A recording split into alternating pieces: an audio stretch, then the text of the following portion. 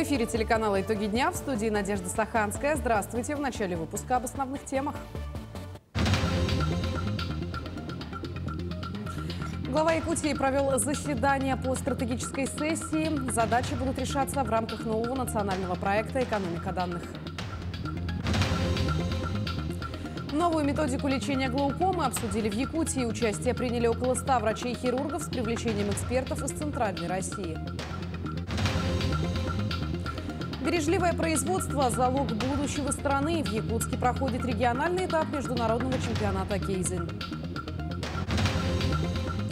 Районный детский театральный фестиваль «Кукол. Золотой ключик» подводит свои итоги. Творческие коллективы детских садов Нерюнгринского района представляли на суд жюри свои постановки. Борьба за главные роли. Более 150 учеников театральных и творческих студий Якутска прошли кастинг на главные роли в постановке торжественного открытия спортивных игр «Дети Азии». Глава Якутии провел заседание проектного офиса. Основной темой стала актуализация стратегии цифровой трансформации республики. Как отметил заместитель председателя правительства региона Анатолий Семенов, к 1 ноября должны утвердить обновленную стратегию и провести работу по внесению изменений в документы стратегического планирования республики. В экспертную группу привлекут представителей муниципальных образований, предпринимательских сообществ и деловых объединений, некоммерческого сектора, общественных, научных и иных организаций. Глава поручил руководителям министерств и ведомств до 5 апреля внести предложения по кандидатурам и экспертам для включения в состав рабочей группы по актуализации стратегии. По посланию президента будет внедряться новый нацпроект, он называется «Экономика данных». Мы, кстати, одни из первых в стране приняли концепцию управления на основе данных. Вот наша команда прошла обучение в Сберуниверситете. Сейчас мы в школе 21 будем дальше прокачивать всех наших, не только госслужащих, но и работников других структур, да, и бизнеса, для того, чтобы мы все вместе работали на основе данных. Только работа на основе данных. Поэтому я считаю, что работа будет продолжена. Арсений Сергеевич поставил нам очень мощные задачи, в том числе и реализация его стратегических указов делать тоже на основе данных. За 2 первых месяца года семьи в Якутии более 100 молодых пар, зарегистрировавших брак в возрасте до 25 лет, получили поддержку в размере 50 тысяч рублей. В нашем регионе каждая 5-я семья многодетная. По рождаемости республика занимает 1-е место на Дальнем Востоке и 8-е в России. Поэтому жители Якутии с воодушевлением восприняли инициативу президента страны о новом национальном проекте «Семья». Теперь этой поддержкой можно будет воспользоваться до 30 года. На 77-м году ушел из жизни известный музеевед и краевед, общественный деятель, заслуженный работник культуры Российской Федерации и Республики Саха Егор Шишигин. Он был большим профессионалом в сфере культуры, внесшим неоценимый вклад в развитие музейного дела республики и страны. Светлая память о нем, о человеке с большой буквы, с добрым сердцем и открытой душой, мудром руководителе останется на долгие годы. Алексей Васильевич.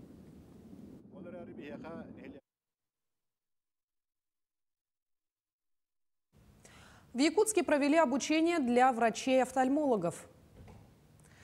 Более 100 специалистов услышали лекции от ведущих экспертов в области хирургии глаза из Московской, Иркутской и Рязанской областей. Главной задачей стало показать хирургам, как с помощью современных технологий в ранней диагностике эффективно лечить пациентов с глаукомой. Подробности в сюжете Дарьи Короленковой. Глаукома – это опасное заболевание номер 1 среди глазных болезней в мире. Она, как правило, проходит у пациентов бессимптомно и в основном развивается у людей старше 45 лет. Также, по словам врачей, болезнь может развиться на оба глаза не сразу, и не исключено, что она может появиться и при хронических заболеваниях. А вот у коренного населения болезнь имеет характерную особенность. Глаукома делится на определенные формы. Есть открытоугольная форма глаукомы, есть закрытоугольная форма глаукомы. А особенность глаукомы, которая развивается у лиц коренной национальности Республики Саха-Якутия, заключается в том, что, да, характерно очень часто развитие именно закрытоугольной формы глаукомы, когда, к сожалению, пути оттока перекрываются. Они очень с рождения, они очень узенькие и тоненькие, но и в связи с ростом хрусталика, в связи с тем, что человек стареет, эти пути оттока могут перекрываться и, к сожалению, вызывать давление. Основной особенностью пресс-конференции стал приезд московских экспертов. Два именитых врача-офтальмолога, братья Андрей и Дмитрий Лапочкины, совместно с якутским врачом-хирургом Светланой Аргуновой провели операцию в режиме онлайн. Прямую трансляцию могли наблюдать не только якутские хирурги, но и специалисты из других регионов страны. Это личная, так скажем, методика, личная разработка братьев, которую они сейчас внедряют и распространяют, в принципе, по России, и делятся своим опытом. А якутские врачи, это, можно сказать, будут воочию видеть, и мы смогут задавать им вопросы, на которые Андрей будет отвечать. То есть у него будет эта возможность. Для хирургов такой опыт станет большим толчком для роста, и возможность получить обратную связь станет хорошим поводом пообщаться с профессиональными врачами. Конференции они сейчас будут это все усваивать, смотреть и воочию, как говорится, когда видишь, как человек оперирует, замечаешь всякие детали, это все важно. Когда человек сам, хирург, посмотрел и непосредственно напрямую пообщался с хирургом. В медицине очень все быстро меняется, в офтальмологии тоже, чтобы доктора не отставали от всего нового, современного и развивались, это очень важно. Любую болезнь необходимо лечить, и глаукома не исключение. Поэтому врачи рекомендуют проходить медосмотр у специалистов ежегодно. И это касается не только пожилого поколения, но и молодежи. Дарья Короленкова, Аэлита Махно, Якутск. В Мирнинском районе в этом году поднялась заболеваемость туберкулезом. С началом нового года были зарегистрированы случаи заболеваемости детей и подростков. Медики сегодня призывают вовремя проходить обследование на наличие заболевания. Для взрослого населения это флюорографическое обследование, для детей проба Банту или диаскин-тест. В районе планируют со следующей недели провести профилактические мероприятия по борьбе с туберкулезом. Опасность заключается в том, что заболели дети. Сколько я лет работаю, таких случаев не было. Были единичные подростки, но вот 2 последних года, заболели дети и подростки. Очень жаль, что туберкулез у нас еще есть привозная. Из тех, которые, приезжают на вахтовой службе, в прошлом году это 2 случая было, депортировали обоих на родину. Региональный этап чемпионата «Профессионалы» продолжается. В компетенции «Лечебное дело» студенты и школьники представляют знания и умения на базе Алданского медицинского колледжа. Как участники справляются с профессиональными задачами, узнали наши корреспонденты. Пациент 65 лет жалуется на жгучую боль в области сердца, отдающую в руку и в шею. Прибывший на вызов фельдшер предположил инфаркт. Медработнику предстоит провести дифференциальную диагностику, оказать экстренную помощь пострадавшему и после неотложных мероприятий передать больного реанимационной бригаде. Таковы условия задачи одного из модулей регионального этапа «Профессионалы» в компетенции «Лечебное дело». Главная ценность этих соревнований в том, что идет тесное сотрудничество между профессиональными учреждениями и работодателем. И таким образом мы видим изначально со студенческих лет наши будущие кадры. Региональный этап чемпионата профессионального мастерства по компетенции «Лечебное дело» проходит на базе Алданского медколледжа. Знания на суд экспертов представили 6 участников. Это студенты медицинских среднеспециальных учебных заведений Алдана, Нерюнгри и Якутска. К соревнованиям участники готовились серьезно, но справиться с волнением оказалось непросто. Для фельдшера вообще очень важно сразу собрать все жалобы и понять, какое заболевание у пациента, потому что мы ставим первичный диагноз, то есть неуточненный еще. И для того, чтобы спасти жизнь пациента, возможно, это какая-то экстренная ситуация, то нам нужно очень быстро сориентироваться. На второй площадке знания и навыки показывают юниоры, учащиеся 8 и 9 классов из Нерюнгри, Алдана, Татинского, Чурапчинского и Усть-Алданского районов. Диспансеризация, профилактические меры, реабилитационная медицина, лечебная деятельность и оказание экстренной помощи. Ребятам предстоит найти решение профессиональных задач по каждому из этих направлений. Я считаю, что этот конкурс профессионального мастерства – это очень хорошая профориентационная работа для школьников. То есть они выбирают тут будущую свою профессию. По словам участников, задания оказались довольно сложными. Впрочем, эксперты оценили хорошую подготовку и прочные знания как школьников, так и студентов. В состав судейской коллегии вошли практикующие медицинские работники ряда учреждений республики. Разногласий не возникает, потому что много представлено индустриальных экспертов, не только нашей Алданской центральной районной больницы, но приехали эксперты со станции скорой помощи города Якутска, приехали из города Нерюнгри, поэтому все обсуждается, все вопросы решаемы. Проведение регионального этапа чемпионата профессионального мастерства рассчитано на несколько дней. Юниоры выполняют задачи по 5 модулям, у студентов на 1 модуль больше. Победители регионального этапа чемпионата представят мастерство на всероссийском уровне. Татьяна Вахнина, Сергей Шипачев, Александр Лукин, Алдан. Бережливое производство – залог будущего страны. В Якутске проходит региональный этап международного чемпионата Кейзин. В этом году мероприятие проходит по 4 направлениям: геологоразведка, горное нефтегазовое дело, электроэнергетика. С темой подробнее познакомит Вероника Таюрская. Аркадий Яковлев в качестве студента принимал участие в чемпионате Кейзин 2 раза и доходил до финального этапа, который проходит в городе Москва. Сегодня юноша помогает в проведении мероприятия, но уже в качестве модератора. Полем его внимания является нефтегазовое дело. В целом мероприятие студентам дает очень большой опыт. Это прежде всего опыт работы в команде, да? То есть правильно распределять свое время, выступать, анализировать. То есть это всецело развивает студента по нескольким направлениям. То есть это не только hard skills, да, но и soft skills. Сейчас данным идет защита, и после этой защиты будут отобраны полуфиналисты. И после полуфиналистов уже начинается финал, который проходит в городе Москва. Одним из участников чемпионата является Николай Пономарев. Впервые он принял участие в 2021 году. В последующие годы их команда доходила до полуфинального этапа. Сегодня же молодой человек надеется выиграть. В данном кейсе была представлена проблематика ставить старые скважины или бурить новые скважины для одного месторождения. Получается, есть у нас компания X, месторождение Y, и около 50 лет назад пробурена сеть вертикальных скважин. И вот надо найти проблематику, решить ее и представить свое решение по данному кейсу. Во второй секции участники показывали свои знания в бережливом производстве при ведении геологоразведки. В этом году больше про ленивую геологоразведку, это то есть про безопасную и более экологическую и менее затратную. Впервые чемпионат провели в 2013 году. И за 12 лет из соревнования для студентов-горняков превратился в целую экосистему, которая объединяет более 100 школ и вузов, 170 отраслевых компаний, 1000 наставников и кураторов, различные сервисы и ресурсы. Вот уже 4-й год мы занимаемся активной поддержкой Кейзин, следим за перспективной молодежью, предоставляем участникам возможность для профессиональной самореализации. Для нас чемпионат – это не только возможность посмотреть свежим взглядом, как решают ребята кейсы, но еще и оценить и привлечь перспективных ребят в свою команду. Чемпионат Кейзин ежегодно привлекает около 10 тысяч студентов со всех уголков России, а свои кейсы предоставляют ведущие компании не только страны, но и мира. Вероника Таюрская, Павел Пахомов, Якутск. В Якутске на базе МВД по республике провели первый этап всероссийского конкурса профессионального мастерства среди сотрудников подразделений. Они оспаривали звание «Лучший по профессии». Испытания проводились по 4 этапам: правовая, служебная, физическая и огневая подготовки.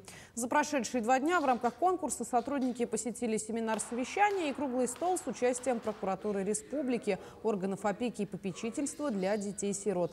Победители примут участие во 2-м этапе на федеральном уровне 16 и 17 мая, который пройдет в Хабаровске, а завершающий 3-й этап будет проходить с 5 и 6 сентября на базе Воронежского юридического института МВД России.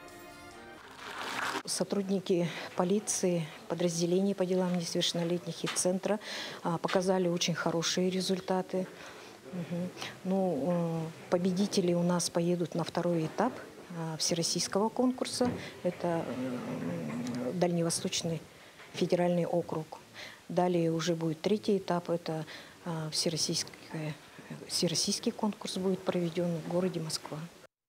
С приходом весны в Нерюнгри сходит с пьедестала проблема по очистке дорог. Днем снег тает, к вечеру начинает замерзать, и наледь становится фактором риска как для ДТП, так и для падений и ушибов. В такую травмоопасную пору в Нерюнгри усиленно работает спецтехника по очистке улиц и дорог. 6 погрузчиков, 2 грейдера, согласно плану, очищают городские дороги. Комбинированная дорожная машина обрабатывает наиболее опасные участки внутригородских дорог противогололедным материалом. В субботу у нас назначен снегопад. В работе приступят наши КДМ машины для уборки пухлого снега, чтобы у нас не было наката в перспективе. Также на следующую неделю у нас намечен снегопад размером 10 мм, он указан. Также будут выполняться работы КДМ и спецтехникой, подрядными организациями и нашими грейдерами. Дороги будут приведены в норму для того, чтобы не было наледи. Также будет осуществлена просыпка дороги ПГМом мелким, чтобы у нас было не скользко на дорогах и снизилось количество ДТП. В Ленске продолжается голосование по выбору общественной территории для благоустройства по программе формирования комфортной городской среды. Проголосовало чуть более 1000 ленчан, 439 за благоустройство пешеходной зоны по улице Аюнского около 2-й школы. 586 человек поддержали благоустройство парка. Для реализации проекта необходимо набрать более 4800 голосов. Что касается благоустройства парка, то здесь появятся дополнительные спортивные игровые площадки, тропы здоровья, лавочки и другие предметы малой архитектурной формы. Со стороны улицы Чапаева установят летнюю концертную площадку. Также будет обустроено место для установки аттракционов. На улице Аюнского оборудуют площадки для тихого отдыха и прогулочные зоны. Появятся парковочные места и пешеходные дорожки. Проголосовала, потому что хочу ходить по освещенной улице, чтобы мой голос дальше развивался. Хочу, чтобы я жила в красивом, чистом, благоустроенном городе. Я проголосовала за парк, так как тоже проживаю здесь рядышком. Хожу гулять с ребятишками в парк. Вообще парк очень у нас преобразился. Тоже голосую каждый год. И в голосовании нет ничего сложного. Занимает буквально 3 минуты.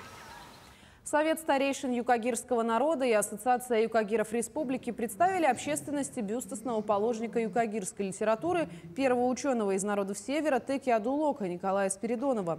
Презентация прошла в историческом парке «Россия. Моя история». Бюст известного юкагирского писателя изготовил якутский скульптор Федор Марков.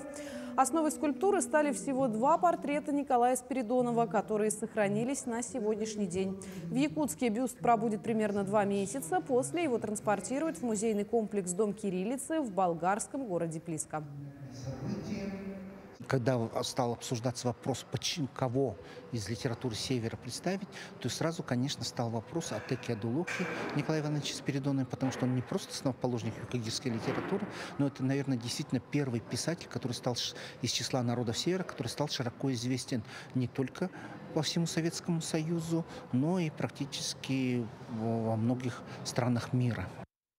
В библиотеке имени Белинского состоялся городской этап республиканского семейного конкурса. В каждой команде участвуют 3 поколения семьи – бабушки, дедушки, родители и дети. Они отвечали на литературные вопросы. Основным инициатором семейного конкурса выступила редакция журнала «Чулбон», которая считает, что такая форма мероприятия пропагандирует чтение. Поэтому конкурс охватывает и улусы республики. В нем уже приняло участие 91 семья из 12 улусов. А вот 11 апреля состоится полуфинал семейного конкурса. Победители из них 12 апреля будут принимать участие на итоговом этапе, который будет транслироваться в прямом эфире на канале НВК «Саха».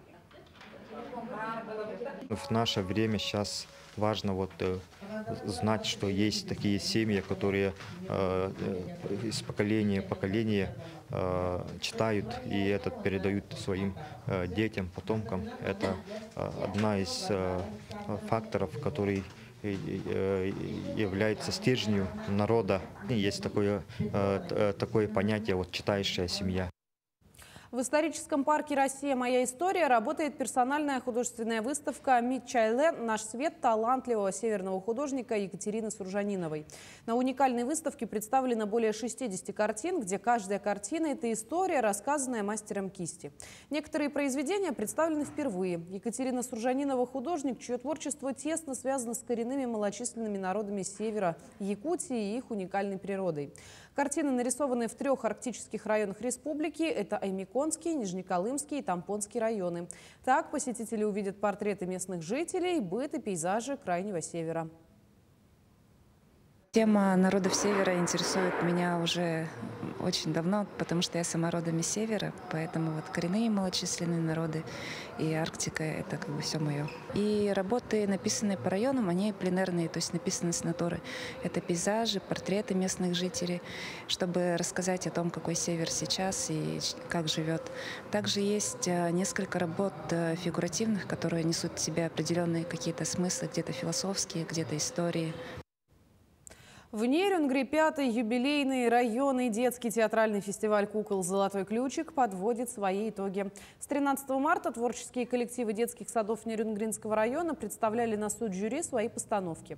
Авторами идей стали воспитатели, ну а главные роли в постановках исполнили сами воспитанники дошкольных учреждений. Они же принимали самое активное участие в изготовлении реквизита и кукол. Идею создания такого конкурса детского творчества и его необходимость для самых юных нерюнгринцев горячо поддержали еще 5 лет назад все участники. Дети очень увлеченно, кстати, работают в таких спектаклях. Они верят предлагаемым обстоятельствам. Ну и, как говорят артисты, переиграть ребенка невозможно. Это получается замечательно и шикарно. Что касается участников, сколько участвовало.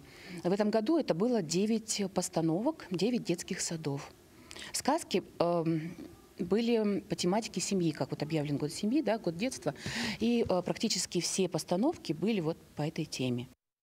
Более 150 учеников театральных и творческих студий Якутска прошли кастинг на главные роли в постановке, которая будет представлена на торжественном открытии 8-х международных спортивных игр «Дети Азии». Режиссерско-постановочной группой были рассмотрены около 10 театральных и творческих студий столицы республики, из которых будут выбраны только 7 главных героев. Как проходил отбор, расскажет Мария Архипова. К процессу отбора главных героев постановки «Открытие игр Дети Азии» режиссерская постановочная группа относится с максимальной ответственностью. Были рассмотрены не только театральные студии, но и танцевальные. Ведь именно эти 7 детей будут главным украшением одного из самых масштабных событий года. Ищем ребят способных, которые умеют петь, танцевать и должны отобрать вот 7 детей, когда мы отберем. Они практически как профессиональные актеры должны играть в спектакле в большом театрализованном действии. Главное представление, которое объявит старт игр, расскажет о судьбе 7 персонажей, символизирующих 7 народностей, проживающих в Якутии. Именно их предстоит сыграть талантливым детям столицы региона. Очень отрадно то, что в нашей республике функционируют абсолютно уникальные детские студии. Абсолютно уникальные детские студии, этнические, хореографические. Сами же дети очень ответственно подошли к кастингу и показали максимум своих способностей. Для своих юных лет, по словам организаторов, они показывают очень высокое актерское мастерство.